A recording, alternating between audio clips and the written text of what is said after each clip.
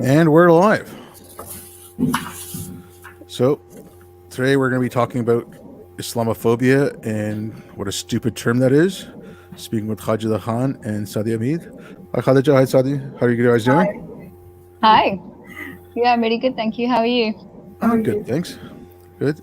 So yeah, if you want to get into this, I guess this is again in the news now because the Batley school in the UK, that teacher. Batley. So yeah. So if you want to start with that and like the whole Islamophobia thing, and then we can go from there. If one of you guys wants to jump in. I think Khadija's been doing quite a lot of trailblazing work in this sort of area, and she's been quite consistent. But the school, it's just what we keep seeing again and again, over and over, in the kind of same scenarios that keep playing out. Some fanatic parents that don't like what's happening in a school, whether it's about teaching material or blasphemous content or whatever, coming outside of a school and protesting and basically terrorizing children. The same thing again, really. And the issue is that people aren't being able to be consistent with these fanatics. They give them too much oxygen. They give them too much space. And look, during the whole of this pandemic, there's been lots of protests that I haven't supported for various reasons. BLM for obvious reasons, for their divisive narrative. In Britain, we didn't really need their kind of presence. The Sarah Everard issue, again, I didn't support those protests because actually our streets are very safe. Domestic violence and sexual violence are mostly perpetrated by people that are known to us. And the reason why there was so much shock and such a reaction to Sarah Everard was because it is a very, very rare occurrence now, thankfully. So it shocked a lot of people. So what I'm saying is there were lots of protests that I didn't support, right? But what I noticed was the inconsistency in the policing of these protests. So the Sarah Everard protest, again, which I don't support, the policing of it was very, very heavy-handed. And then you get these protests outside schools, which to me is more of a concern because there's children present, young people present, parents and families, and all of those such things, and little to no policing of these hysterical kind of like freaks, really. Like they are toddlers in shalwar kameez, you know. Pretty much. They can't tolerate the fact that people aren't listening to them. I know toddlers that are better behaved than some of these fanatics. Yeah, but I mean, like the whole thing again. I mean, you know, the teacher showed a picture, and then, and I think he was doing he was teaching a class, like that part of the class was about blasphemy or censorship. Yeah, it was actually he allegedly showed some photo in the classroom, and it was a lesson on blasphemy, and he tried to illustrate a lesson on blasphemy, and this thing just infuriated these parents, who then staged protests, so-called protests, I would say, outside the school, the gates of school. Because why I say it's so-called protest, because I find it's not a protest. It's a blatant harassment, manifestation of harassment. The teacher, as a result, the teacher has to go in hiding with his family under the police protection, and this should not be acceptable in any civilized society. At least teachers should not be subjected to this kind of treatment. And what worries me the most is that the teacher and the whole material that was shown in the classroom, they are subjected to an open investigation. And as a result of that investigation, 2 more teachers have been suspended. They were aware of this incident. I mean, they were aware of the material that was shown in the classroom. I mean, that is really disturbing situation. I mean, you call it independent investigation. First of all, it's very unfair to subject a fearful teacher to any kind of investigation. Yeah. There should be solidarity, unconditional solidarity with that teacher. But there was a lack of solidarity, lack of support, not from the labor and teacher unions, but also from the concerned authorities. They showed no spine in confronting these fanatics standing outside the gates of the school. What kind of dangerous precedent being set? But that precedent's been being set for a really long time. Yes, Yeah.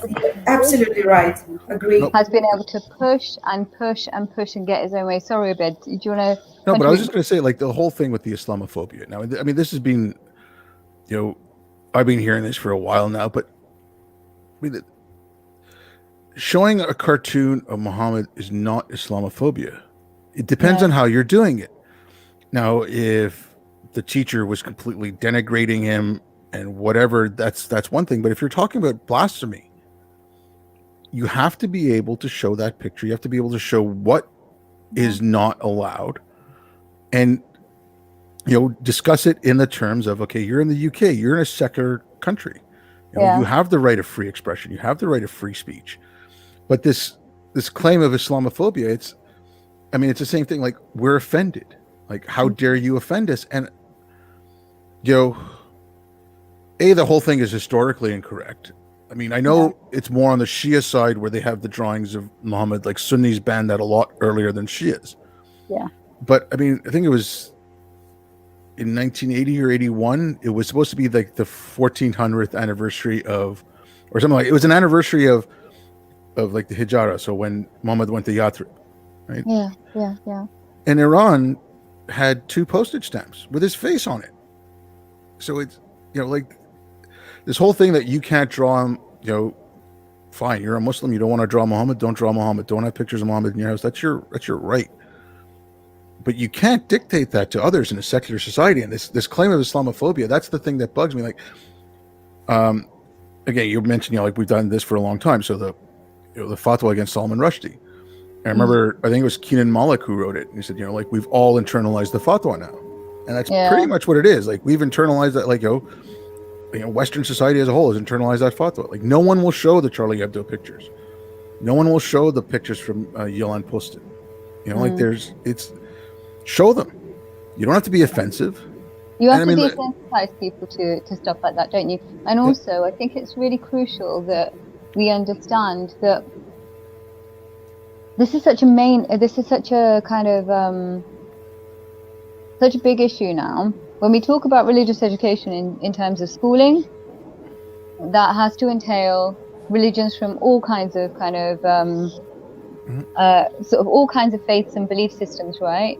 But that also includes talking about blasphemy, freedom of expression, all of these kinds of things, right? Do you think it might be worth us muting ourselves when, Khadija, it might be worth muting your mic when you're not speaking, just because there's quite a lot of background noise.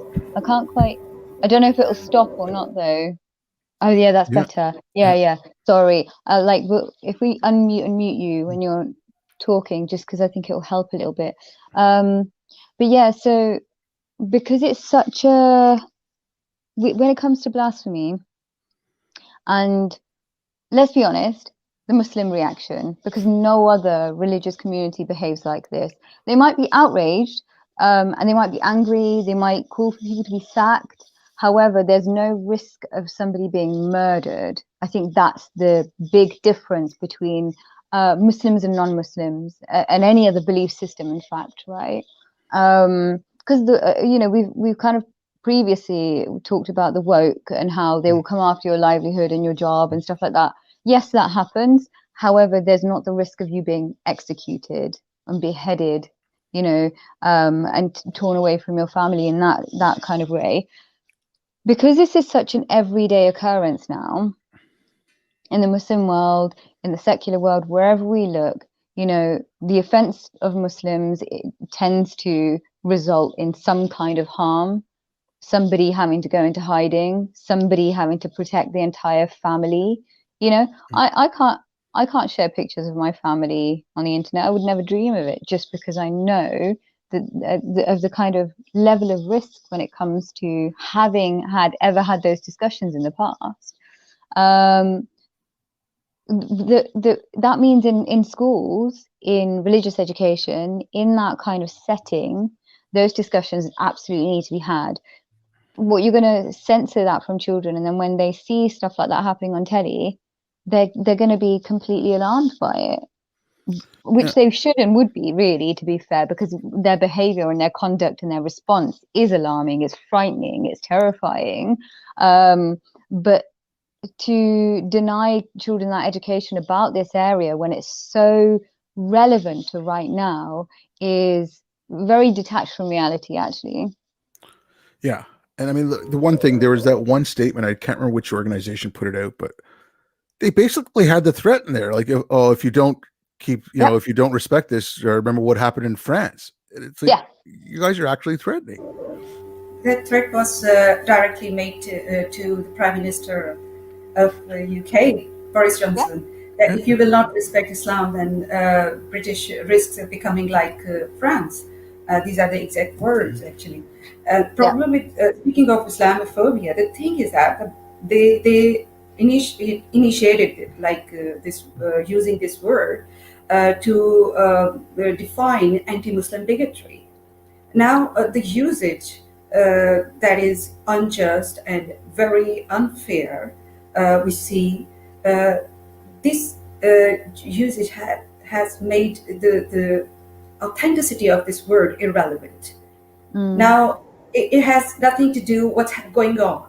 They are using it to stop people from criticizing modesty culture, hijab, and imposed traditions, which can be like forced marriages, child marriage. You cannot criticize any aspect of Islam.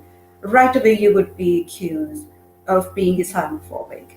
That is the most problematic area that we need to look into. We see that this allegation has been used against the school admin, whereas the school admin was very quick to publish an apology, a public apology, and it was like unconditional apology that we are very much sorry and this and that, but it wasn't accepted by the people who were standing outside, by those fanatics. They literally rejected that apology and said that you need to amend this apology according to what we say. That apology was dictated to the school admin, and that is so shocking. That this all was happening in the presence of police force. A policeman read it out to the crowd, and that is all very shocking. And then this accusation of Islamophobia, and the problem is that these are not only fanatics who are screaming Islamophobia while standing outside the gates of the school. There are politicians, there are journalists, there are people from different walks of life. They are shouting that this is Islamophobia, this is the manifestation of Islamophobia. Whereas the teacher, the suspended teacher who is in hiding at the moment under the police protection with his family, he allegedly showed these pictures or caricatures that's been approved by the school admin or curriculum, those who designed the curriculum. And it's been a part of the curriculum, and it wasn't done first time. So he wasn't doing anything.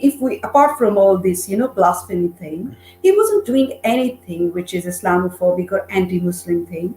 He was just doing his duty. He was doing what he was told to do and what he was supposed to do.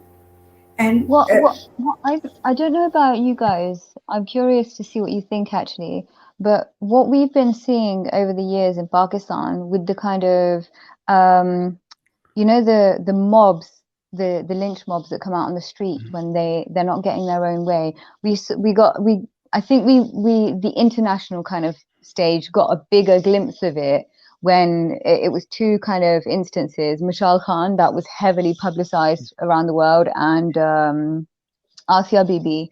You saw the, and I think it was even clearer after Asia Bibi. They didn't like the verdict, and so they came out like hungry dogs for blood, when actually that was the final verdict, the Supreme Court's verdict, was the first time somebody had actually gone through the evidence, and that was the first fair trial she'd had in almost a decade. But what we're seeing is exactly that kind of conduct come to England now. And the issue with it is that the largest diaspora that we have in Britain is Pakistani. So that kind of emotional kind of outburst that we see in Pakistan when they're not getting their way is what we're seeing now in England when they're not getting their way, when their feelings have been hurt. And actually, it's not how we conduct ourselves in Britain. And that's just something that they've got to learn and understand, quite frankly. But that was one of the things with Pakistan. There was another incident, and this was a couple of years ago, maybe 3 now. Mm-hmm. Someone had made a clerical error, and they left out the line in oath of office that said Muhammad was the last prophet. And that's what stops Ahmadis from becoming politicians. Yeah. So they said it was a clerical error. I think in Islamabad, you had 200,000 people protesting.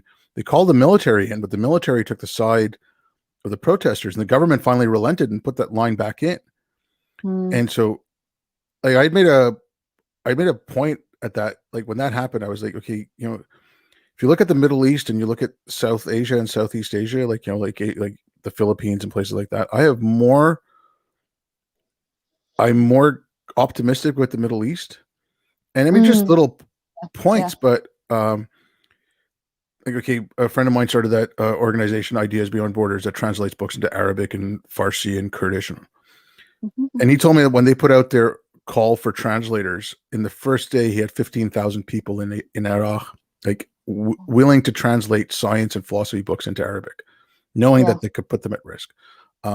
Another thing was, okay, it's a small thing, but there was two Belgian teachers in Morocco, and they were on a aid program or something like that, like, you know, but they wore shorts, and then a teacher at the school, or the principal at the school they were teaching at in Morocco, called for their deaths. And this was again about 2 or 3 years ago. Now, the girls were, you know, the teachers were taken out and sent back to Belgium, and everything was okay. And there was write-ups in it on newspapers, and they were, you know, condemning this guy, which rightfully so.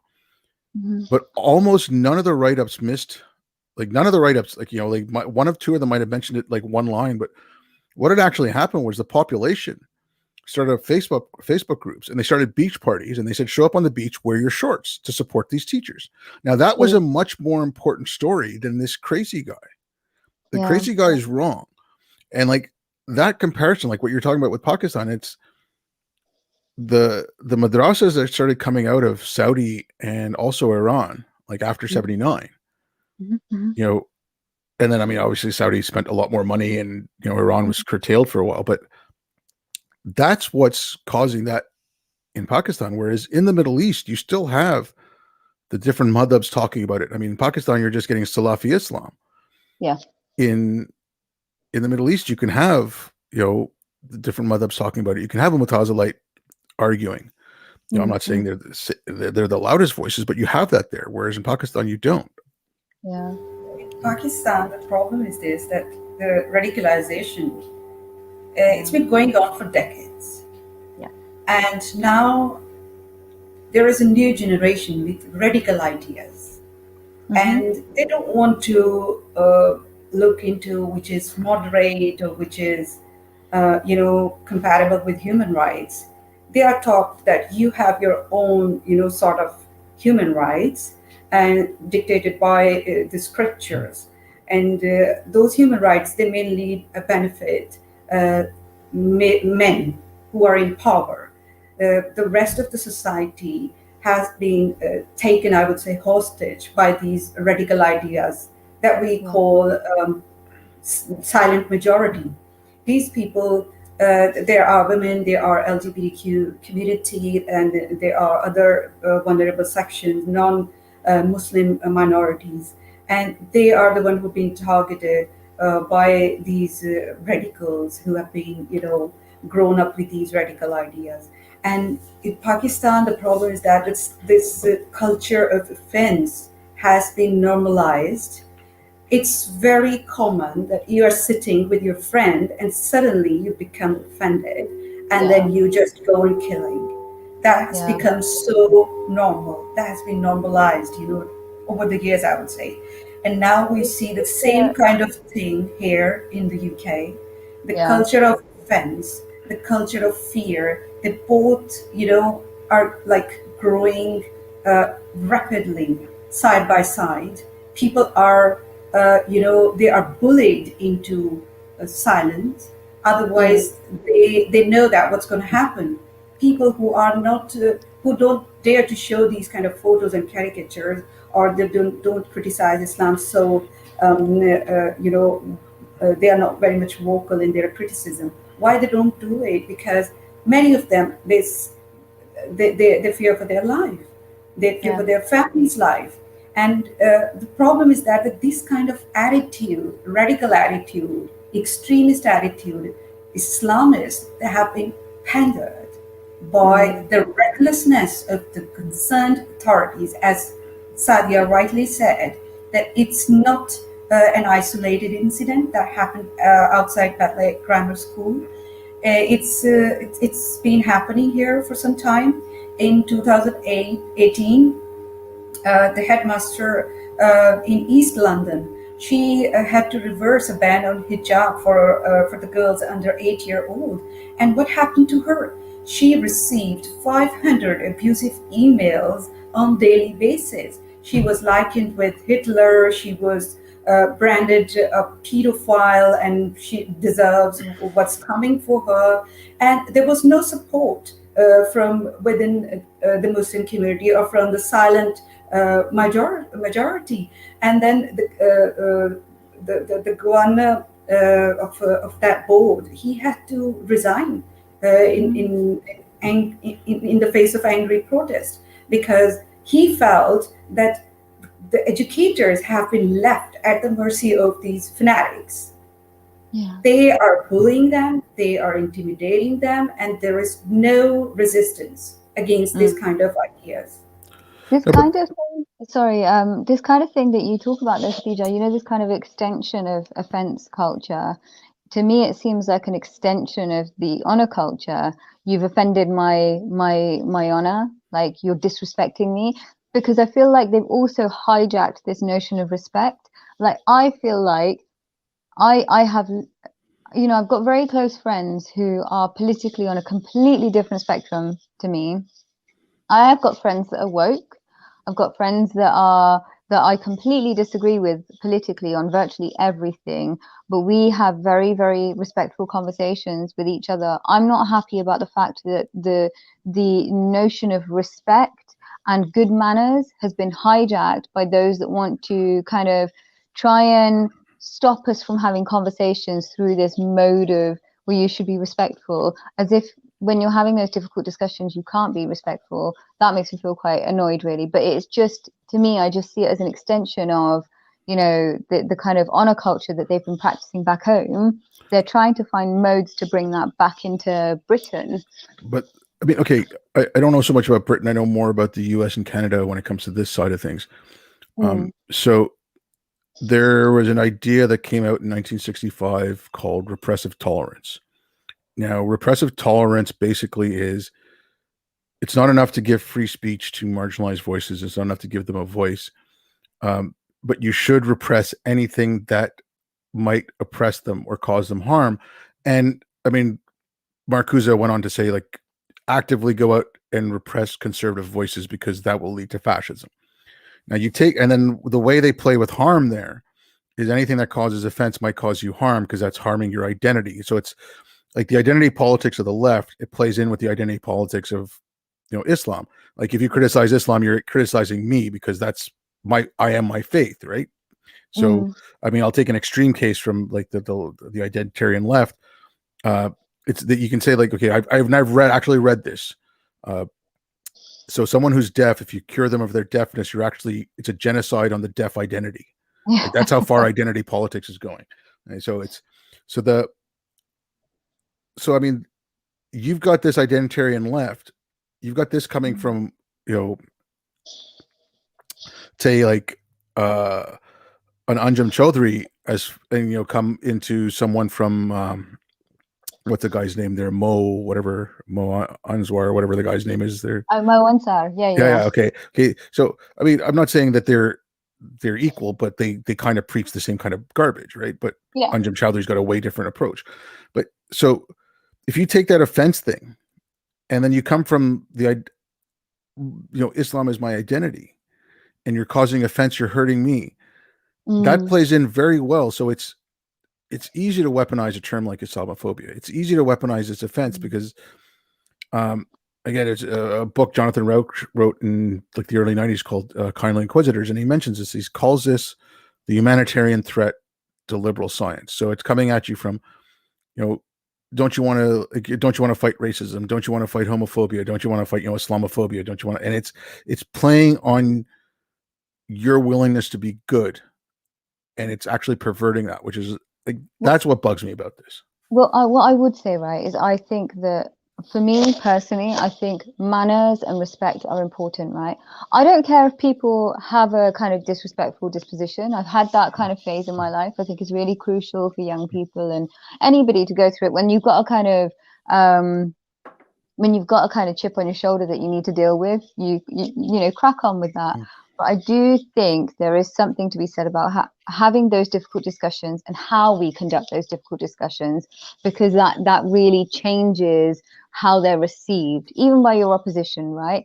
Generally, when you get into a debate, I don't think you're getting into when you step into that arena, whoever you're debating, you're never, ever going to change their mind if you're really honest, right? Because you both come in to win. A debate is about winning. But I think how you carry yourself in that debate, the people that are watching, it really impacts them. You can really influence how they receive that information by how you conduct yourself. So I think for me, on a personal level, I think manners and respect are important. But I think using respect as a way of shutting down debate, I'm not letting them have that. No. At that point, I think, fuck you. Shutting down, closing down debates, and trying to curtail freedom of speech. It's a cornerstone of authoritarian states and regimes, and theocratic states like Muslim majority countries, where you cannot criticize the state, you cannot criticize religious authorities. You will be prosecuted and killed. Mob lynching. That we saw this in Pakistan when Vishal Khan was killed. What happened then? But the thing is that we don't have these kind of attitude and these kind of laws here in the Western societies. Here we have secular values being implemented across the society. People, they embrace these secular laws and they respect each other's, I would say. Here in UK, I have no doubt about it that this UK is one of the most tolerant countries in Europe, and we need to appreciate this fact. And here people do respect each other's identity and beliefs, but the criticism of ideas, mockery of ideas, and when you do it, you cannot be prosecuted here in UK. There is no blasphemy law. Here is a very famous Muslim Imam, you must know Sadia, about him, like Ajmal Masood. He was so bold in his assertions. He was saying that the parents, they should not gather outside the school gates, but they should, use laws against to prosecute the teacher. I just reminded him on social media that you are living in UK and there is no blasphemy law. Nobody can prosecute people here for criticizing religion or for mocking religion. The problem is that they want to shut down discussions about hijab. They want to they use Islamophobia. They want to shut down discussion about forced marriage. They use the term Islamophobia. They want the same thing. Is like there is a whole list of issues which are not applicable in a civilized society. In no way in modern day Britain, but they want to shut down this debate altogether, and they have weaponized, as Beth said, they have weaponized this term Islamophobia against those who dare to criticize. And I have seen that not only people, dissenting voices from the society, but from the Muslim community, they are being pushed back by not only these Islamists, but also by liberals and people on the left. They are using the same language to reprimand these dissenting voices, to shut down this criticism, offending sensibilities. We cannot escape from it when we are living in a civilized society. I have to have, patience when I am putting out my ideas, and my ideas are controversial, not compatible with human rights. Then I should have patience. I should have understanding that my ideas are going to be criticized, and I need to understand this point. Well, what's the point of living in a free society when you cannot criticize? Like lead commissioner, I would say, Sarah Khan, she has rightly condemned this whole attitude that was manifested at Batley Grammar School. She said that there is no right to not to be offended, and she's done quite a lot of work in terms of counter extremism, so she understands the kind of extremist sentiment in the community. Two really important things off the back of what both of you have said. So I've had some conversations with Ajmal Masroor in the past, and he tends to think that anybody who disagrees with him is disrespectful, which is a charge often leveled at me by him. But he was also very, eager to remind people that they must be respectful. And as I say, to weaponize that, I do think you can have very, very, very challenging and sometimes confrontational discussions in a respectful manner. We do not let them weaponize this notion of respect, because that is their way of bringing blasphemy kind of principles into this nation, and with that they can wrap it up and fuck off. But quite frankly, there's two very serious conversations that need to be had, right? The first is about entryism. So this is, I guess, me and Abed previously have had this discussion about those three terms: jihadi, Islamist, and fundamentalists, and we kind of we've talked about how that might not necessarily be the most helpful, because that big block is actually quite mainstream. There's quite a lot of overlap between them. I've kind of revised my thoughts on that a bit. Maybe we need to have another chat about that sometime. I kind of just need a springboard for my thoughts sometimes. But what I do think in the Islamist kind of sphere that does need to be talked about is this notion of entering politics to influence policy, which we see with imams, we see with bodies like the Muslim Council of Britain. I mean, to go on that incident of going on to Women's Hour and then not answering questions as a spokesperson. If you're a spokesperson of an organization, your job is to go and answer fucking questions, and really tough questions. If you've interacted with any media outlet, you know that they're going to grill you, and that's their job. And if you can't do your job, quit and don't do that job. It's that simple and straightforward. And then we also have various politicians. We're seeing one at the moment, Hamza Yusuf, trying to create hate speech, sort of hate crime laws in Scotland. It's exactly that. It's bringing in blasphemy laws, and his kind of affiliations are questionable. Then we've got Saida Varsi, who was heading up this kind of definition of Islamophobia, who, by the way, on the one hand, is influencing policy, and at the same time is trying to make it a criminal offense to accuse somebody like her of getting into politics and influencing policy and preventing us from being able to say exactly what we're saying in this talk. So tell me entryism isn't alive and fucking well in this country. It very, very much is.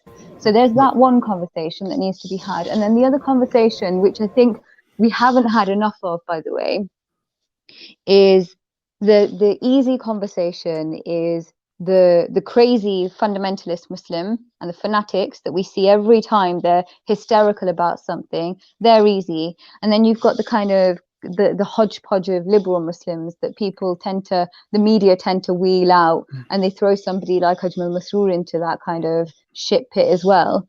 But they're not useful to us. They're a confused mess themselves, and often they're trying to manipulate Islam to try and prove that it's this lovely, fluffy, cuddly religion. They're not actually that useful to us. Where we need to focus our attention is those conservative Muslims that have, yes, quite abhorrent views from our perspective, but can draw a line between these are my views, I practice this in my own home, I don't enforce it on my children, because then that, to me, crosses the line into having conservative views to imposition and fundamentalism, right? I don't wish to impose that on anybody else outside of my home. I don't wish to affect policy, because we have got to that point with Christianity, right? You have conservative Christians who have some, very, very outdated views, but they know they can't influence policy with it. They know it's their views. They can't force it on their kids because we've taken that power away from them, actually. And yes, to some extent, there are some parents that do that, but now it's a rarity. We've taken quite a lot of that power away. We've managed to educate these parents that you do you, but you don't get to do your children. You don't get to impose on your children. You don't get to impose on wider society. And I think that's where a lot of our work needs to happen. I'd be interested to see what you guys think of that. This Islamophobia thing is also problematic, I would say, because it helps these people to conflate anti-Muslim bigotry with the criticism of a religion as a set of ideas.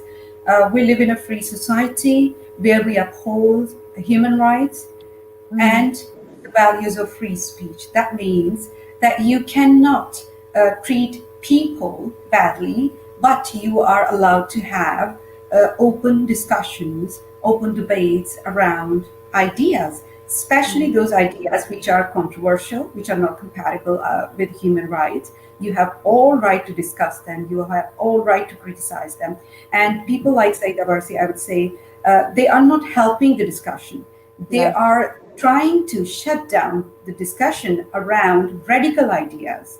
And that is the problem we are having right now, because in Muslim community, either you have people who are silent and you have people who are very much vocal about, pushing this term Islamophobia, its usage not only into the social discourse, but also in political arena, where they can influence the policy, as you said, Sadia. I say after this incident at Batley Primary School, Saida Warsi, she was more concerned about the bullying of Muslim children in schools. I mean, just look at what happened.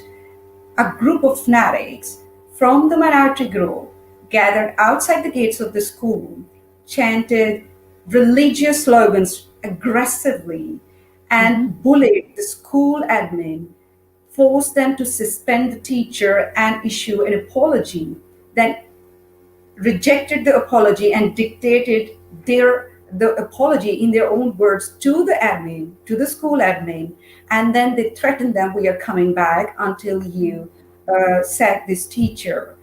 Now you tell me, who is bullying? Who is harassing?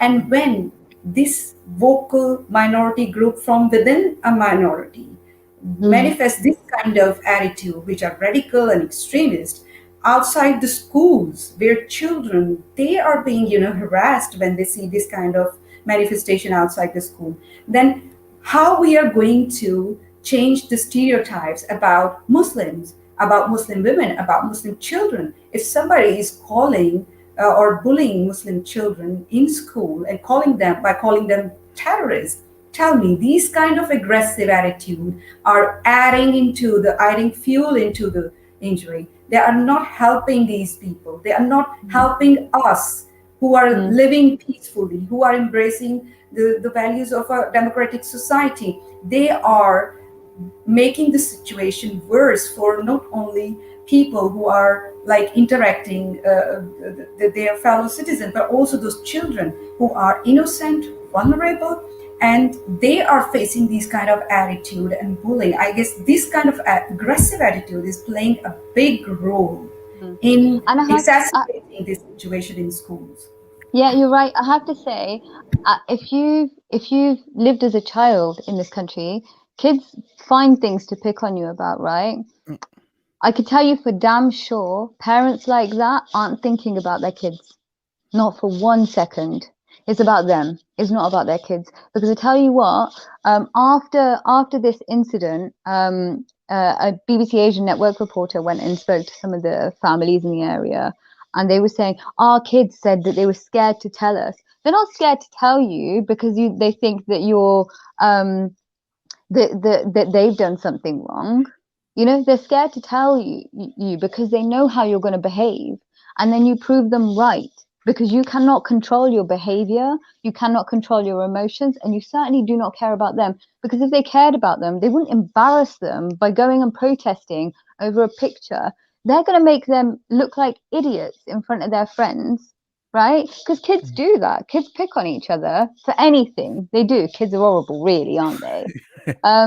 It's just the nature of children. They find things to pick on their fellow kids about. Like any kid that's experienced bullying or whatever, or has just been a child knows. I faced it in Pakistan where 110% people, they just look like me, they talk like me. Right? And, we share the same tradition and, culture and all that. I faced it. But the thing is that these kind of attitude, what happened outside the school and how these politicians and journalists, they are reacting, they are not condemning that aggressive attitude. They both are adding fuel to the injury. They are not doing anything that is going to help those children, that is going to make that situation worse for them.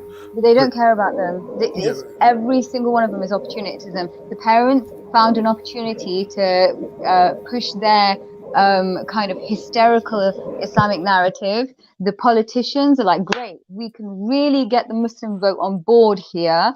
The press, who are woke as fuck, are just like, great, we can get a few brown folk on side. Like every single one of them was opportunistic, right? Not a single one of them cared about the parents. We're not going to even cared about the children. We're not even going to pretend for a second that a single one of those cared for the kids. They didn't. But here's the thing too, like, okay, someone like Warsi. Yeah. Now, okay, again, this is going back to the woke stuff or whatever, but I mean, it was like, I think it was like this guy Gramsci or something like that, like the long march through the institutions. Their whole point was to create activists. I mean, you have teachers in the States saying we are here to teach our kids to be political activists, not to educate them, which is wrong anyways. But so you come out of, usually with an arts degree, taught to be an activist, and your whole thing is I have to be an activist to get my politics into it. So if you're coming from a Muslim background and you take that in, okay, you reject all the other stuff like the transphobia and whatever, but you just take that activism part of it because it fits in with identity politics, like the Muslim identity politics, and you use that. And then you have people on the left again who are just like, well, if we impose our values on them, that's another form of colonization. Yeah. Right? I mean, like they say that explicitly. I mean, like, again, I keep going back to this one paper because it was just so horrible. A virtuous cut about how FGM, opposing FGM, is putting Western values on, cis heteronormative male Western values on African women. It's like, no, you don't take the knives to the genitals of young women. Like, I mean, it's, young girls, for Christ's sake. But like, so again, you get this marriage of, Islamic identity politics and the identity politics of the left, and it gives you a gateway. And that's why Linda Sarsour was a surrogate for Bernie Sanders. That's why CARE has, purchased in the United States. Okay. There was a guy who attacked the Capitol. I can't remember if it was Friday or Saturday morning. He crashed his car into it and he had a knife. And I think one cop got killed. And it turns out that he was a Nation of Islam. So, I mean, all of a sudden media coverage stopped because it doesn't fit the narrative. And then, I mean, they had a couple of people saying, "Oh, Nation of Islam has nothing to do with Islam." I think Nation of Islam has but so you have that already. It's just like, okay, well, these aren't, so you get that. And I think more and more people. Okay, yes, there are definitely more people in Muslim communities, instead of hearing about the silent majority, like like more people should just come out and say that's just wrong, and that doesn't represent us. They don't have to go out and say, yeah, please show pictures of Muhammad or whatever. Just say what these people are doing is wrong. That's all they have to do. Yeah. And if you have more people doing that, and I mean, people in the press have to get a backbone. I mean, at least you have some places in the UK that are doing all right. Like Spike does some good stuff every now and then. I like Spike. I think Andrew Neil's trying to start something out there that looks okay. But yeah, he's good. He's good. Efforts to accommodate the sensibilities of these religious fanatics, they have gone, like, authorities have gone too far to accommodate their sensibilities. This bullying and intimidation, harassment it's been excused on the basis of belief, religious belief, and that is very, I would say, a problematic situation, because when it comes to respecting someone's sensibilities, there is no limit to it. I mean, you can be offended by just saying Islam. You can offend people. When we have these radical, extremist incidents, then everybody starts, screaming, this has nothing to do with Islam. But when we talk about the radical attitudes and radical ideas, which contribute in carrying out these kind of attacks, these kind of incidents, then they try to shut down the debate. When you will not talk about the motives, what drive them to commit crimes against humanity, how you are going to resolve this situation, we are like, it's a dead end. Yeah. That we cannot talk about it, and when we talk about it, then we are Islamophobes, and nobody would let you do. It's a question about responsibility, right? Exactly. And when you are specifically, Sadia, we have been discussing these things, like it's been some time, and we always try to maintain a difference between ideas and people. We always try to do that.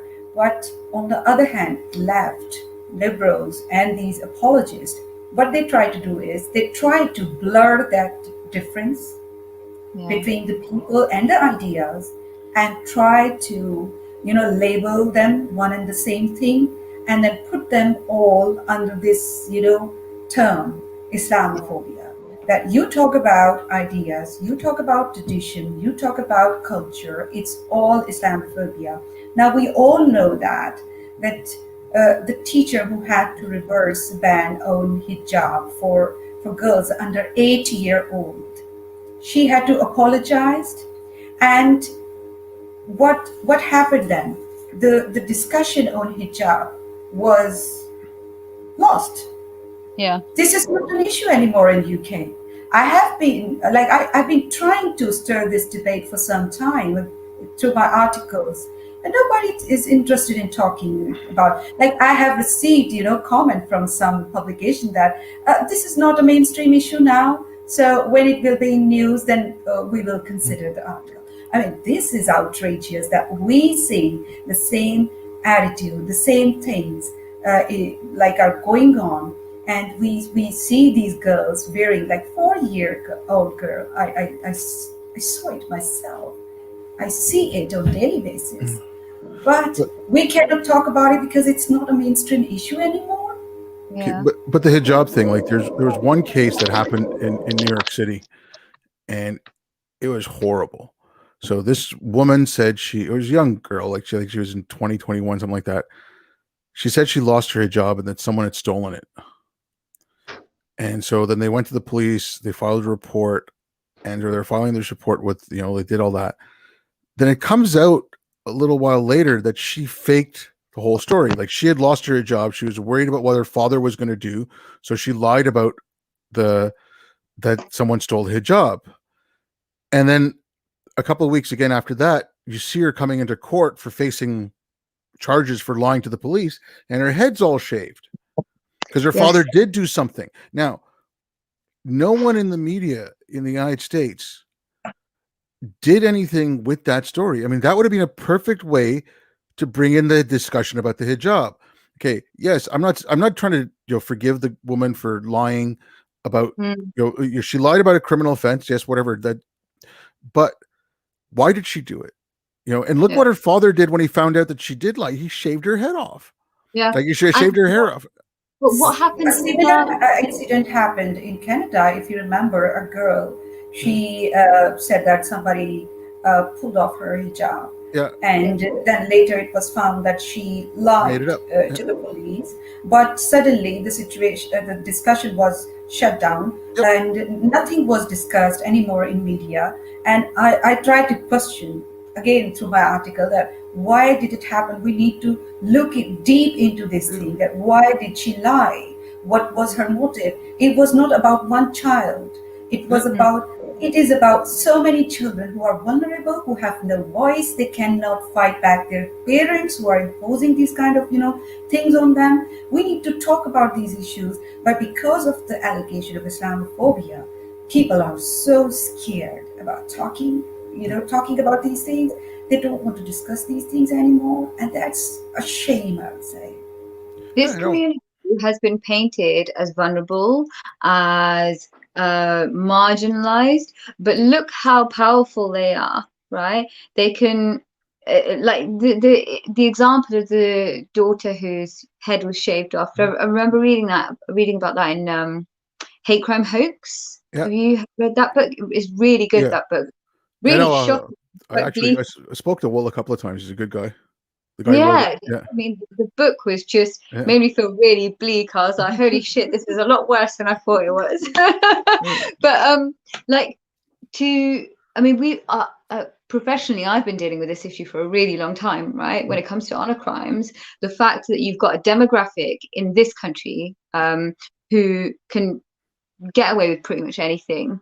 The threshold for intervention with these families is so unbelievably high.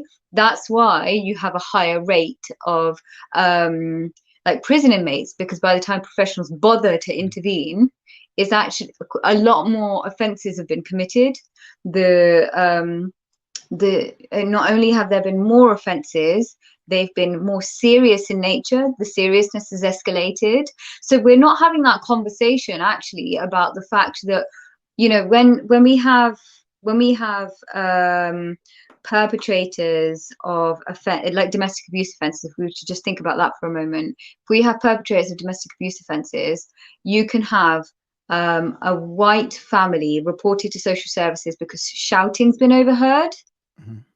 That's a very low threshold, actually. Yeah, it's great that there's professionals getting involved at that early stage, because then you can prevent more serious abuse from occurring, right? If you're hearing continual raised voices and the kids are frightened, that's not a healthy environment. However, by the time we get involved with these families, the threshold is much, much higher. There's physical abuse, it's ongoing physical abuse, risk of forced marriage. The seriousness is much, much, much greater. So what I'm saying is, we are not getting involved with this community at the earliest possible stage. What we're doing is letting it grow, get worse, and continue to kind of get worse. And that's been going on for a really, really long time. What that tells me is that we're terrified to deal with these kind of problematic toddlers. And I'm only going to refer to them as toddlers. If they can't behave themselves, they are toddlers, right? But also the important discussion again and again we do need to have is about them being responsible for their feelings. I'll be honest, I don't like fat jokes, right? Not for any particular reason. They make me wince. So I don't listen to them. That's all I do. Like, it's not that I find them, maybe I do find them a little bit offensive at times, but so what? Who cares? All I do is I disengage, because that's my responsibility. Somebody else might, really love fat jokes. You've got to have comedy that caters to everybody, right? That's it.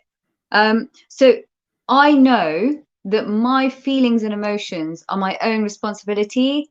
Like, it's not the comedian's responsibility to go, oh, I remembered Sadia didn't like fat jokes, so I must erase them out of my content. No, you cannot go around expecting everybody else to manage your emotions, So this community really needs to understand that if you don't like something, fine, don't engage with it.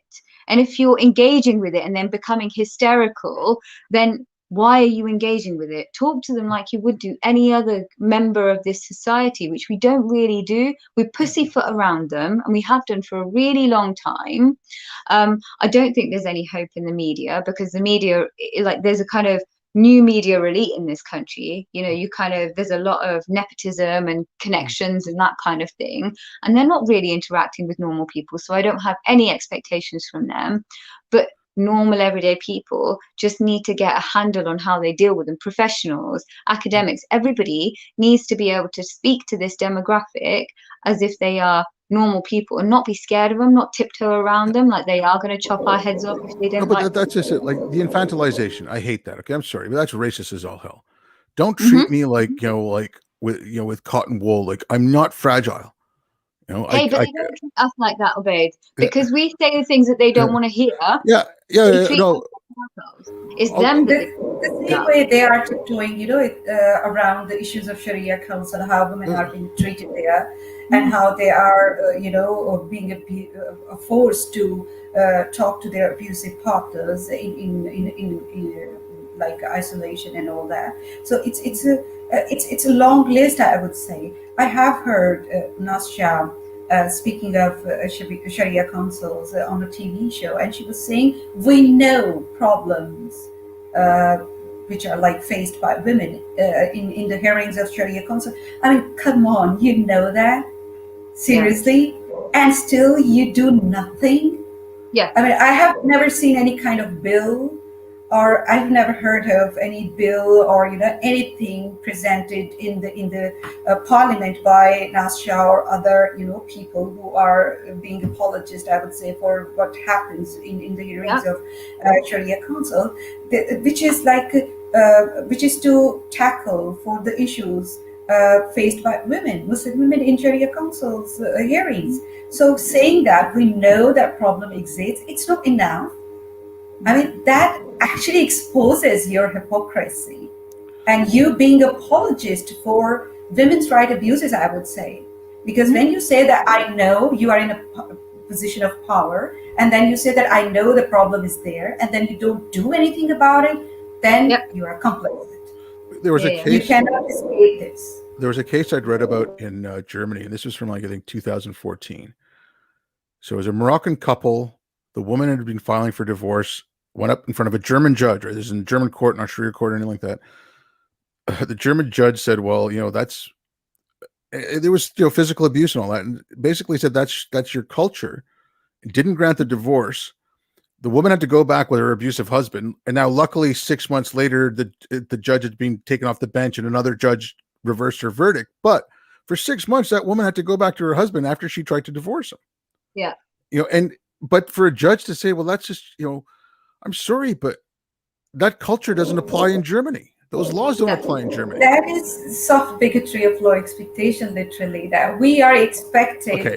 That's sorry. It's not soft bigotry. That's hard bigotry. No, actually, it's from us. It's like expected people, like from this community, that you have to, bear with this kind of attitude. You have to put up with this kind of attitude and injustice, because it's a part of your tradition, because it's a part of what you, of your background you are coming from. So that is.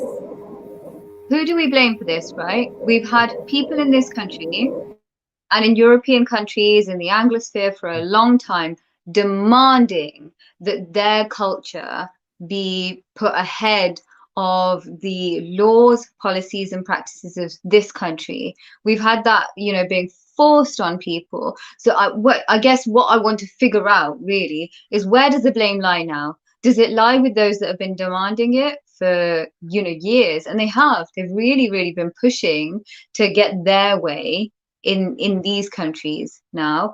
Do we blame the judges that are completely detached? If you're a judge, the likelihood that you have an insight into the kind of nitty gritty of like our kind of more fundamentalist mindset people, I personally think it's probably quite low. I might be wrong, unless they've grown up in like that kind of insular community. So I wonder now particularly where the blame lies, because there are people demanding that they be allowed to practice their own cultural and religious practices in this country. So who do we point the finger at now? The problem is that these concerned authorities, they need to understand one thing, that nothing which is against the law or incompatible with human rights should be accepted or normalized in the name of respecting people's religious beliefs. And I'm not saying this only for Muslim communities, it's for everyone, being part of the society. And when you give, they are seeking privileges. We know that religious people always seek privileges in the society because they don't want people to talk about the tradition and practices they follow. They don't want people to talk about what they do to their little children by indoctrinating and brainwashing them into believing all sorts of things which are not sensible and don't make sense, in modern day Britain or in Western society, or this the way we see secular laws or secular values in the modern age. But the authorities, this responsibility, the onus is on authorities. They need to make it sure. I'm not saying that you need to impose on others your way of life. It's not about way of life. It's about the law. Like if your law says that forced marriage is not permissible, polygamy is not permissible, then it should not be acceptable, even if a community is doing it in the name of their religious belief. That is all they have to do. But these kind of attitude have been justified in the name of respecting religious beliefs. I've been saying it somewhere else that what they do is when they want to talk to Muslims or people from Muslim background about religion or religious traditions, they always look for orthodox people. They always look for, like if they talk about women's rights, they will not talk about any women from Muslim background who is very much progressive in her views, and she doesn't want to, frame women's rights according to what religious scripture says. They would look for a woman who is wearing hijab or wearing dupatta, or at least she is like towing line, She is saying or what she is dictated by men in authority within Muslim community. So it's like mainstream media has a big role to play in this situation. When they want to, then they say that there are stereotypes and there is a misrepresentation of Muslim community. You choose, I would say, wrong people to represent a community, because I know there are many people in Muslim community, literally they are so beautiful people, peaceful people. They love Britain, they love US, they love Germany and other European countries they are part of. They love these democratic values and they embrace them wholeheartedly. But we don't get to hear these voices because mainstream media will always. This is one thing that I have noticed, that they want to see minorities as victims, as merely victims. Like they want to represent themselves as savior, that look, we are talking on your behalf and we are defending your right, and you need to look like a victim. They don't give us equal place. They always talk about equality, but they never put us on equal level when they are talking about us. When they are talking about our rights, they would always put us on inferior level by telling us that you are a victim, I'm your savior, so let me speak up. But that's just it. Like the activist class there, they're not friends of victims. They're friends of victimhood. If they don't have victimhood, those people don't have a job. I mean, they need to, it's job security for them. And I mean, and especially when it comes to Islam, if we're speaking out, we're going to get called Islamophobic, this and that. And they don't realize the danger that, we are in just for speaking out, even in the UK. I think UK is a little bit more dangerous than Canada just because of population levels. But, like I said, and what you were talking about, we'll speak on your behalf. It's, like I joke around. I'm like, that's victimhood appropriation. You know, they talk about cultural appropriation, like you're appropriating someone else's victimhood. But that's, that's all people have, is like they don't want to help the victims. If they actually did, there would be no one else for them to help, and there'd be no way for them to get money. I seriously think that's part of it. I think what you were saying, Khadija, as well, that in terms of the law, I think that the law itself needs to kind of remember itself in a way. The law needs to be blind and it needs to be impartial, right? Who we are shouldn't matter in front of the law. That's not the law's job. I think in recent years, what we've seen are activist lawyers. Well, they should be sacked. You know, if you're an activist, then don't become a lawyer, because that's not your job. Your job is to ensure that the law is applied equally and fairly across the board.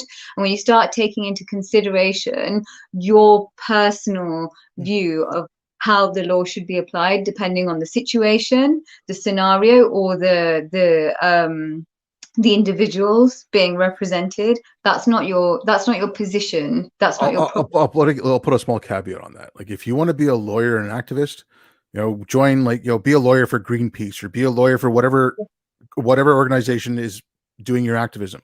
But if you're going to be like a lawyer for criminal defense, or for the prosecution, or for like civil litigation, no. If you're going to be doing litigation like that for on a personal level, no, you shouldn't be an activist. Yeah, exactly. The law's job is to be blind. That's it. It's as simple as that. Exactly. And when you do it, when you apply law like justly across the board, that you don't have to, you know, make excuses for doing anything. And people who are seeking privilege, you can just give them straight away a straightforward answer that you are all supposed to like obey the law of the land. Or one law for everyone. There should be one law for everyone. Why we are just dividing the society? Then we talk about cohesive society. This is very ironic.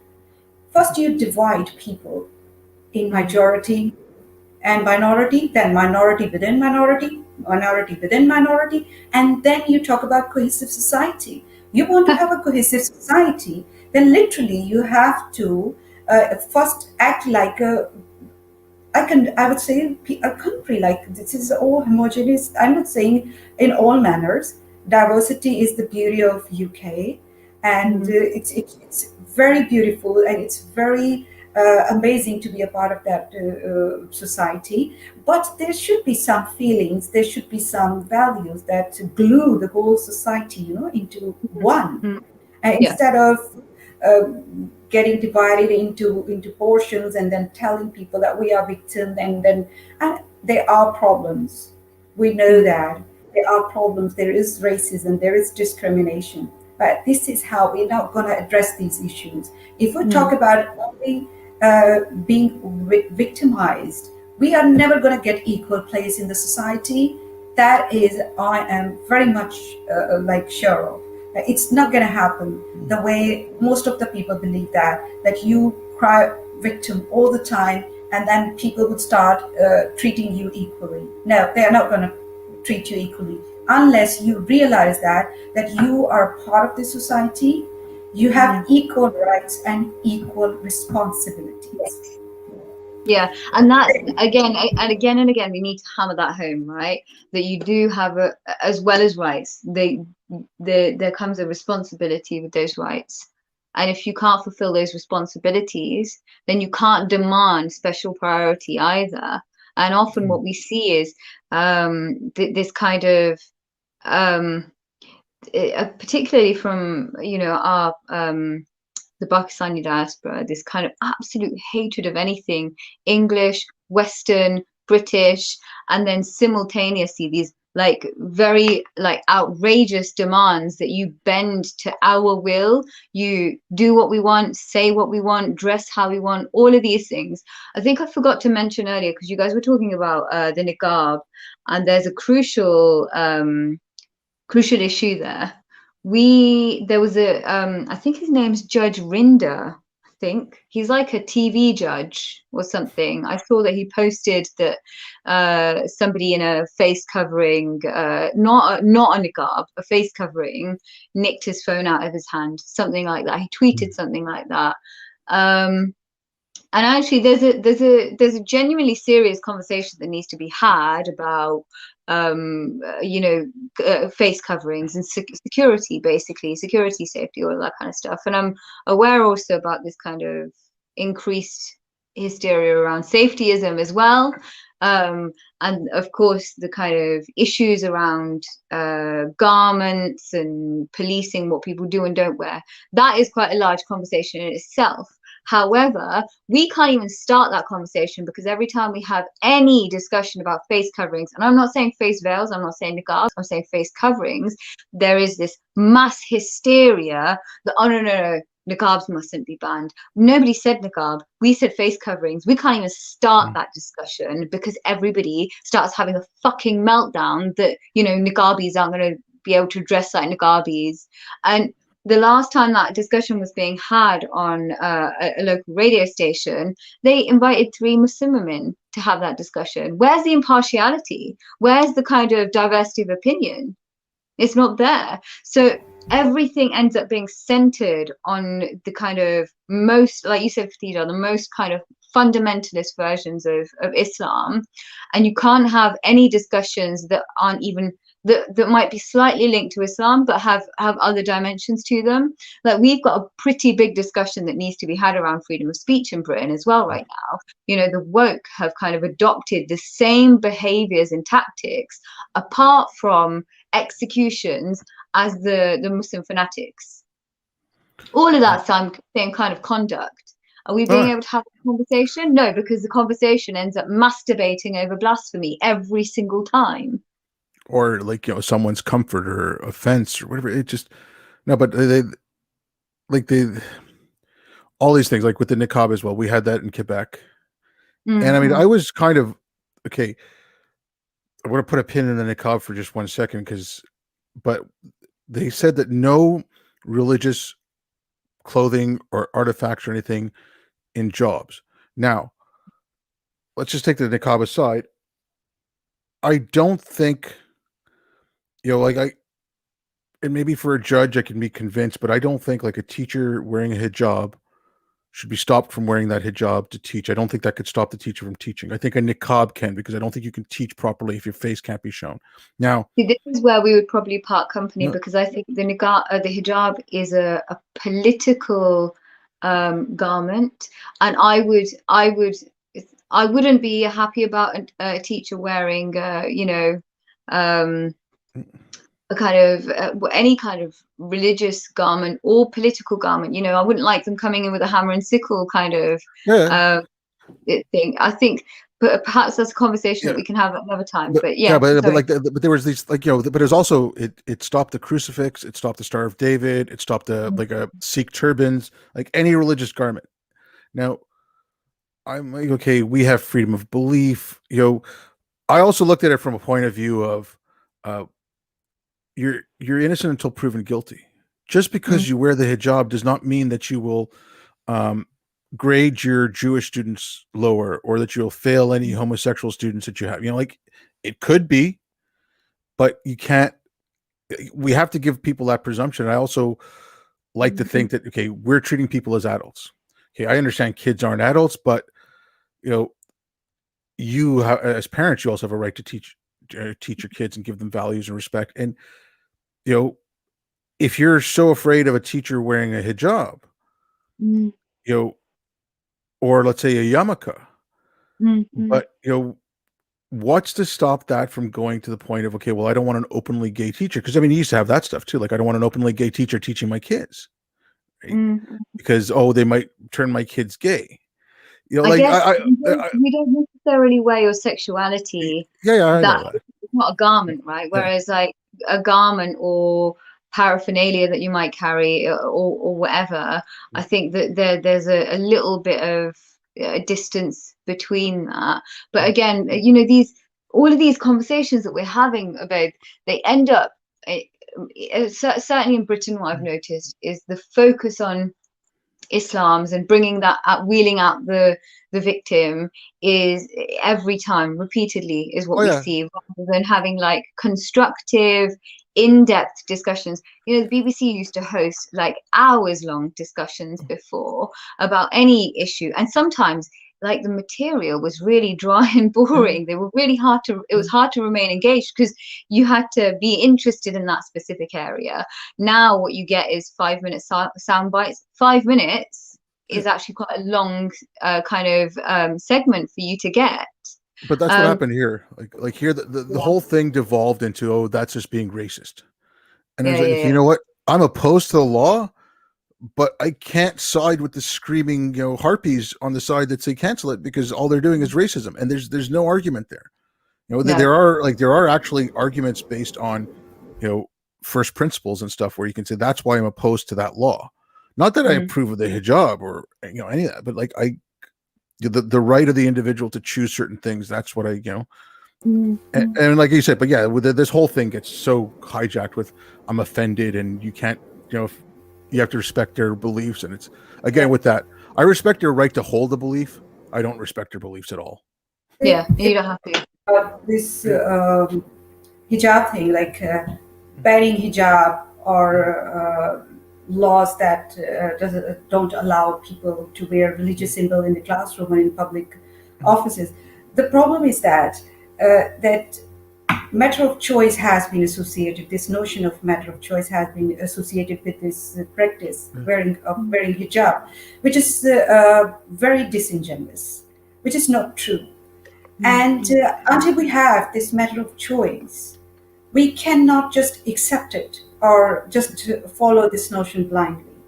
And there is no way that we can make it sure unless we see it applicable, like in social discourse, in society, when we see girls who are very much free to wear it or just to reject it straight away, that I don't want to wear it. We know that the girls are not free. And these girls, they make headlines. They remain unnoticed until they make headlines with being tortured by their fathers, or being harassed by the community members, or being, in worst cases, being killed by their own family members. Yeah. So this is a tragedy with this thing. But as Sadia said, that we need to have discussion around these issues. But the problem is that they don't let us. They always hurl accusation of Islamophobia, and now it's like racist also. You are also racist when you're talking about hijab. Whether you are from the same race or from the same community, it doesn't make any difference. I mean, these terms have become so confused in their meanings that you cannot simply tell people that what you mean by that, except you are trying to attack people and trying to silence people and preventing them from expressing their opinions about something which is very much crucial for women's right, or for children's right, I would say. So I always appreciate discussion around this issue.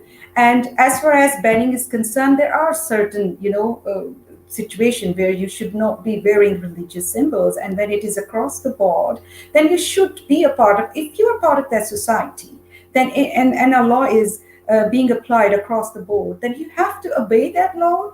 And if it is like problematic, and you want to register your protest, then you are all allowed to. But what you are not allowed to is that you cannot harass people. You cannot intimidate people who are engaged in such discussions. You cannot bullying them into silence. You are not allowed to do that. You can defend your right if you think that you are on right position.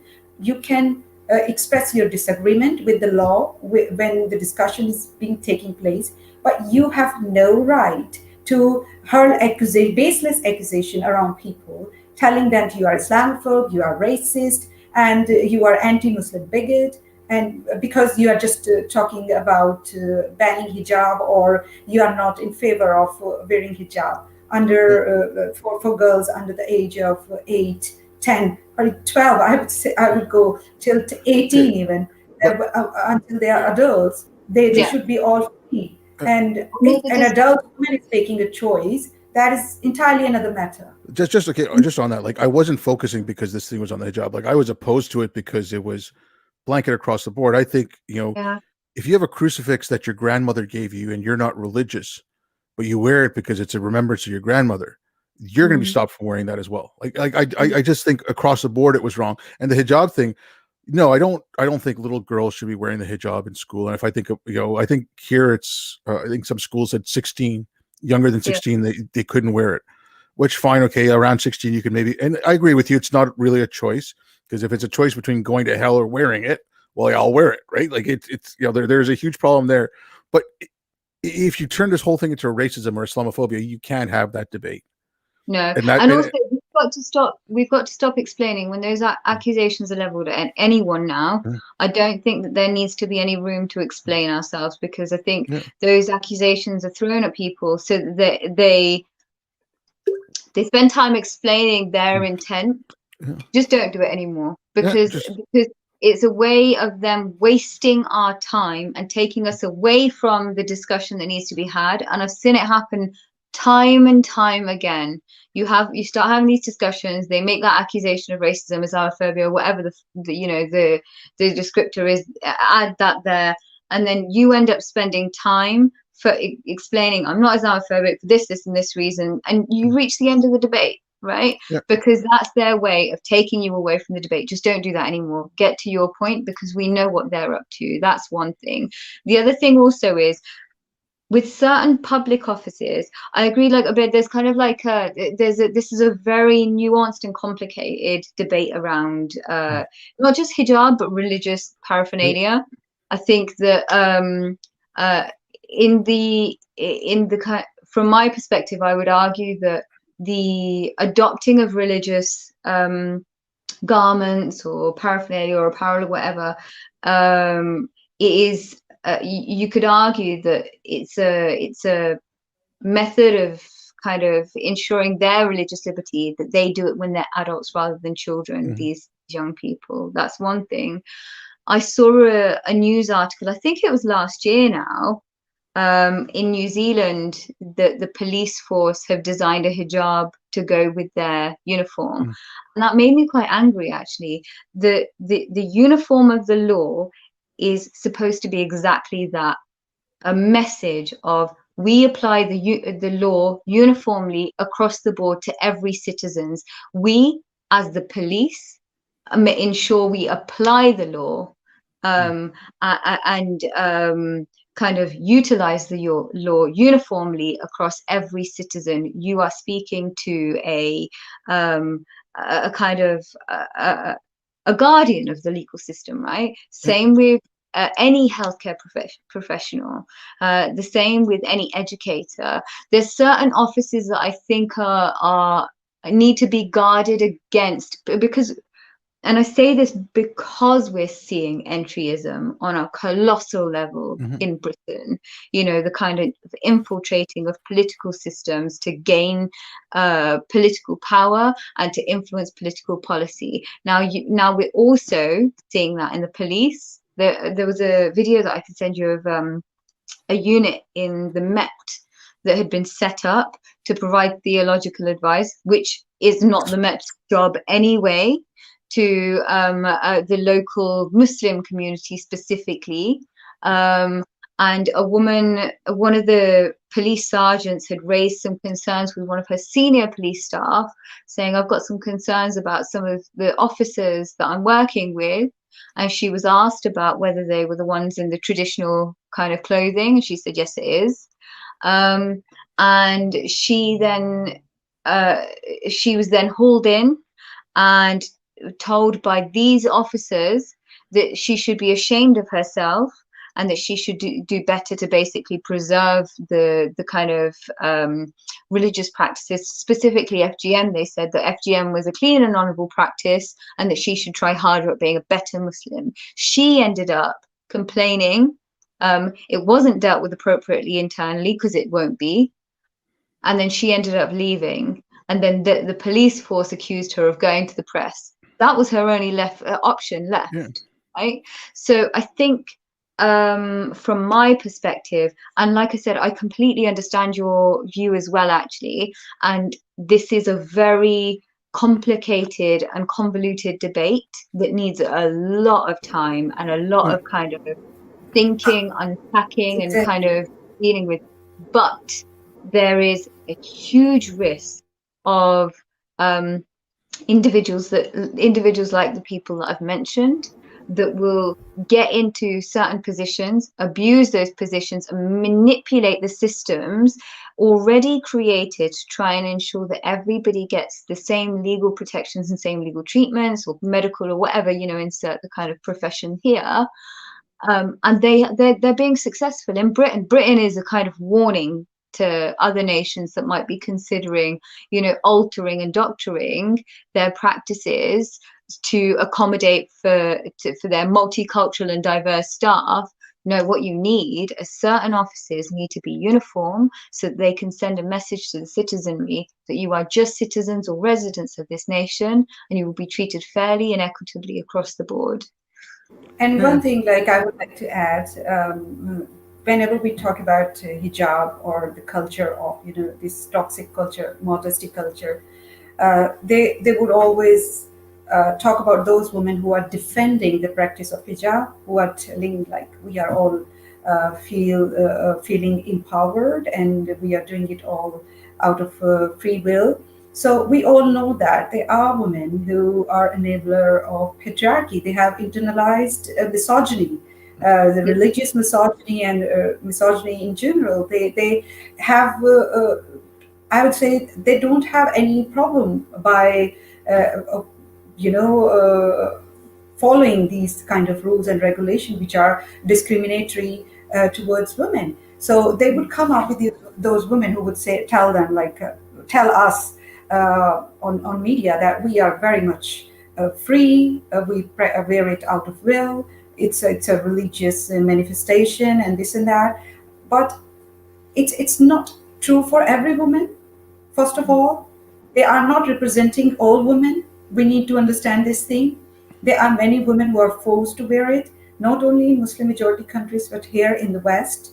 We know there have been reported incident, where women, they were subjected to ill treatment and they were subjected to torture at the hand of their own family members. So this, they try to conflate all these things, and the issue of a matter of choice, try to like make it all about matter of choice, in fact, just to shut down this debate again.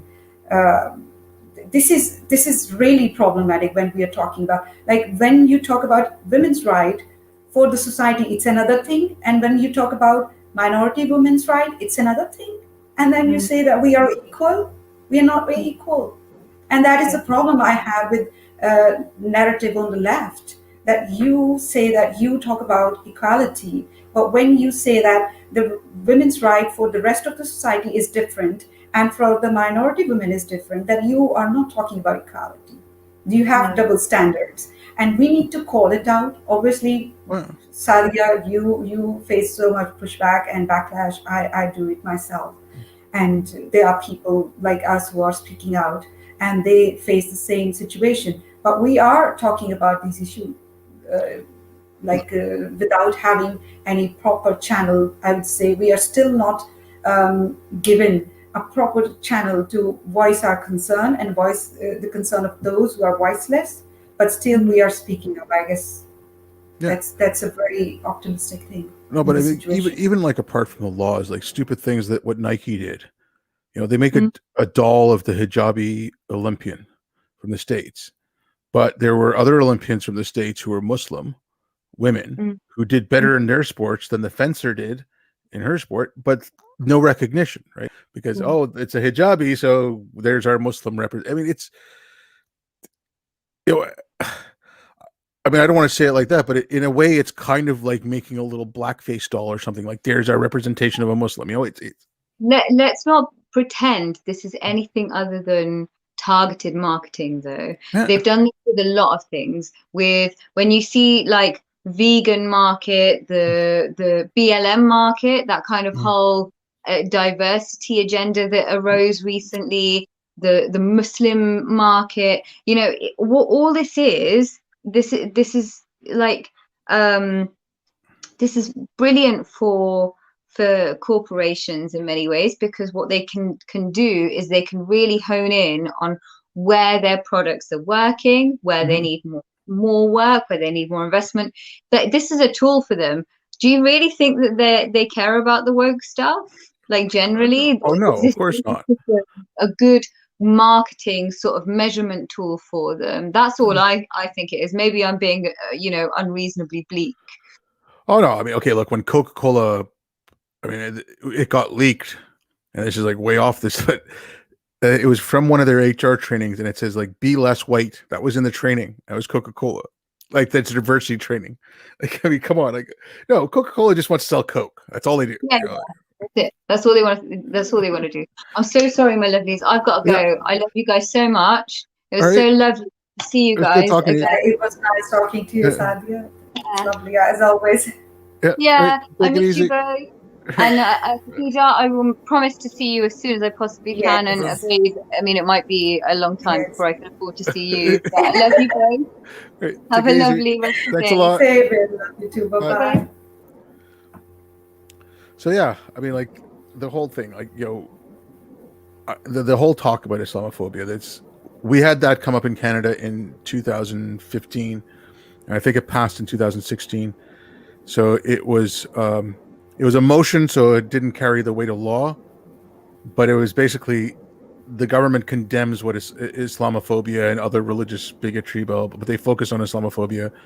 Then they came out with this commission to define Islamophobia, which they never really did, but it was basically like any criticism of Islam is Islamophobia. And it's like, you know, and this year they're talking about bringing in new laws to censor more on the internet and censor social media and censor regular media and control content. So who knows what's going to happen?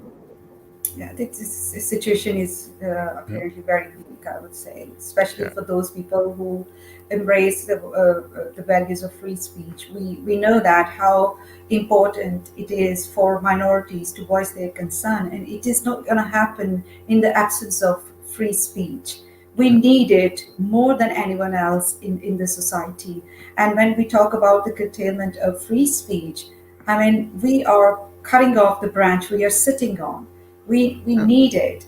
And we are just trying to protect a set of ideas, religious belief from criticism, and certain traditions which are not compatible with human rights. And we are not, people in general, I would say, they are not understanding that what's the point of having this freedom to speak up freely without having any fear of being persecuted. I mean, if you look into to the Muslim majority country, what happens there? You have no freedom. You cannot talk about any issue. You say anything against religion or religious tradition or any practice, you are in trouble. And people are literally non-Muslim, Muslims, they have been targeted by such laws which are very much rooted in religious beliefs. But I mean, like, I think a lot of this has to do with, you know, the well-meaning lefty kids in the West who have never really experienced hardship or oppression of any kind, and they want to take on a cause. Like, sometimes I feel like, you know, let's take the graduating class of like Cambridge or something and send them to Pakistan for a month and see how they go, you know, see what they think when they come back. Exactly. So, you know, send them to Rawalpindi and see how they fare there. Yes, the reality is entirely different. Yeah. You talk about silencing dissent. You talk about curtailment of free speech. You need to experience these harsh realities. What happens when you don't have these liberties, these freedoms? And it's really scary if you even look into those societies where people don't have this freedom, this luxury, I would say, living in a society. Yeah, I don't know. It's ridiculous. Okay, someone just sent a question like, what do you think of the claim that Islamic extremism from converts is a Western attitude because Islam was chill before Wahhabism? My only thing with Wahhabism, that was in the 1700s. and Wahhabism is just Salafism. Like, he brought it about. I mean, Salafism, you go back 1,000 years. There's not much difference between a Salafi and a Wahhabi. It's basically the same thing. It's not U.S. foreign policy that made Al Qaeda. Technically yes, but the mentality of it. Exactly. It's like a religious belief as, say, can be a force of good and force of evil. It's like there are so many good things people would claim that it's because of good things which are because of religious beliefs. But there are also, history is littered with, such kind of incident, the bad things done in the name of religious belief and justified to promote or preach religious teachings across the society. But the problem with the, I would say, convert or born Muslims, the problem is that these radical ideas being preached, being propagated in a very organized way. They are being infused, I would say, into what we have as a religious belief now. Everything is. I was talking to someone like there are some ayat in Quranic Park which sound like very poetic, the repetition of those ayat, and the person was saying that I really like these things. That person was not Muslim. He said that I like to hear these repetition of some words, but I cannot say it openly in front of any Muslim because this carry the risk of hurting someone's feeling. And I was like, yes, it is, sadly, but it's true that if you want to talk about religion in a very soft term, you're not allowed to, because you are gonna hurt someone's feeling who is having extremist and radical beliefs, and for them it's not acceptable that you say, no, it's Islam doesn't say that blasphemy is a crime. For them it's not acceptable because they believe blindly that it's a crime in Islamic traditions, and we need to implement it whenever we have majority. But one of the things I was thinking about, I don't know if, and again, this is just, maybe it's a tinfoil hat conspiracy theory on my point, but okay, so in the UK and Canada, there's post-colonialism forms a part of the education system. So if you have in mosques from Hizb ut-Tahrir or Saudi mosques that are going very extremist, and they're saying the West is West is horrible, West is evil, blah blah blah, all the rhetoric that they'll put out. But in the schools at the same time that they're learning, because they are learning, the West colonized everything, the West is racist, West is this, West, all the evil in the world comes from the West. So, I mean, at least, my parents, and I know my from family and whatever, Pakistani parents, listen to your teachers, do well in school, pay attention to your teachers. So you have the mosque telling you one thing, you have the school telling you another thing. And I mean, it doesn't surprise me that more British Muslims joined ISIS than joined the British military. It kind of makes sense. If you're going to the mosque every week and you're hearing that in school, there's going to be some percentage of those kids who are going to go join ISIS, or who will stay in the UK and join Hizb ut-Tahrir, or join, Anjem Choudhury's group, or, join a political activist group that wants to push, fundamentalist Muslim ideals. I mean, I think a lot of things have to get taken a look at, because I think as far as we in the West, we need to start supporting our laws and our rights and saying, no, we have a right to free speech, we have a right to blaspheme. And I'm not saying go out and do it, but if I want to, I have a right to draw a picture of Muhammad even though I know it's going to offend Muslims. Or I mean, I can you can draw horrible pictures of Christ. I mean, I put a couple out for Easter today. They were kind, I thought they were funny, but you can do that. But I don't have a fear of getting killed for those pictures of Christ. It's we have to be able to do that, and I think we have to stand up and say, no, enough's enough. If you're going to come here, and okay, I'm an immigrant. My family moved to Canada when I was 6. But I appreciate the laws here. I've seen the difference between India and Canada. I worked in Afghanistan. I've gone visited family in Pakistan. Like I know what's, like I know the differences, and I can respect that here. And I think we need to push that more. I think, instead of fighting always against the Islamic thing, like just going out and pushing the values that you think, these are the better values, and just laying it out and just saying, look at these, and give people a choice. Exactly. And you know what? When we have freedom of speech, secular values in a society, then there is always room for improvement and making progress. And the societies, they evolve. When you have no freedom to speak up or to criticize anything in social discourse, then obviously those societies, they become stagnant. You have no progress there, then human development become come to a halt. You cannot make any progress in intellectual terms. So here we have this freedom of speech and secular values. Here we can keep on talking about these issues, and law will evolve, societies will evolve, and there is still a hope that I see here in the Western societies. But this attitude, radical attitude, we need to understand that we had a generation in the West, Muslim generation, that grew up with these radical ideas, and some of them ended up joining ISIS, leaving behind all these comforts, all these liberties, all these freedoms, and some of them, they are like they are so desperate to come back to these societies after seeing the realities of what happened when you have theocratic state in power. So we cannot afford to have another generation. And how can we prevent it? We can prevent it by having open discussions, open dialogues around these issues.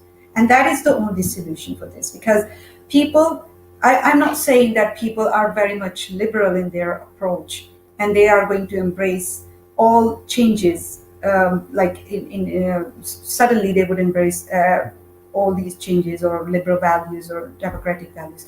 But this discussion will take place, people will take part in these discussions. So definitely there would be something like they are becoming familiar what's going on and what is good, what is more appealing in terms of freedom and human development. So I think the change will come, but if you will not allow people to have discussion, then there will be no change. Yeah, and I pretty much agree with all that. I think that's a good place to end because I don't want to get too depressing. Anyways, thank you very much, Khadija. It was a lot of fun talking to you. Yeah, thank you so much for having me, Mabad. And thanks everyone for listening. Yes.